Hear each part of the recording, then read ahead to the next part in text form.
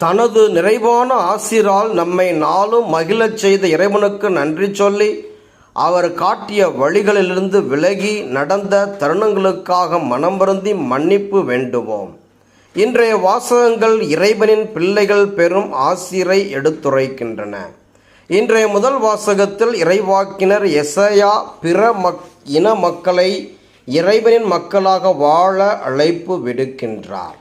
ஆண்டவரின் ஊழியராய் திருப்பணி புரிந்து ஆண்டவரோடு கொண்ட உடன்படிக்கையில் தவறாது நீதியை கடைபிடித்து வாழ்ந்த பிற இன மக்களை ஆண்டவர் தனது திருமலைக்கு அழைத்து மகிழச் செய்கிறார் என்பதை விவரிக்கின்றார். இன்றைய திருப்பாடலில் தாவீது அரசர் கடவுளின் மாட்சியை புகழ்ந்து பாடி அவரின் ஆசிரை வேண்டுகின்றார். வருணிக்க இயலாத அளவுக்கு வல்ல செயல்கள் ஆற்றும் இறைவனை வாழ்த்தி பாடுகின்றார்.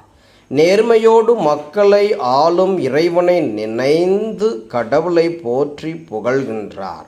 வேற்று நாட்டினரும் கடவுள் அருளும் மீட்பை உணர்ந்து மகிழ்ச்சியுடன் பாடுகின்றனர்.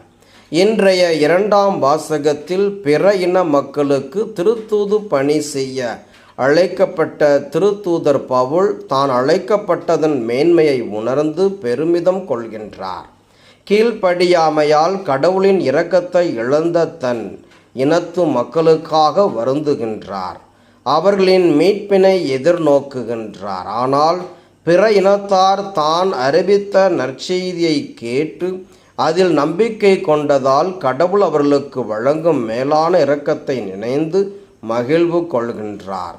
இன்றைய நற்செய்தி வாசகம் கனானிய பெண் கொண்ட நம்பிக்கையை எடுத்துரைக்கின்றது.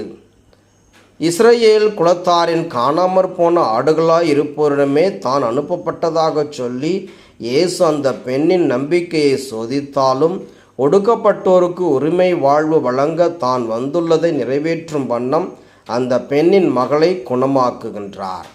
நாம் வாழும் இந்த உலகில் பல்வேறு சூழ்நிலை காரணிகளால் ஒதுக்கப்பட்டு ஓரங்கட்டப்பட்ட மக்களை காண்கின்றோம். அவர்களின் துயர் நீக்க என்றாவது நாம் துணிந்திருக்கின்றோமா? இறைவனின் பிள்ளைகளாக நம்மோடு வாழும் சக மனிதர்கள் இயேசுவை கண்டு அவர்களின் துன்பத்தில் பங்கெடுக்கின்றோமா?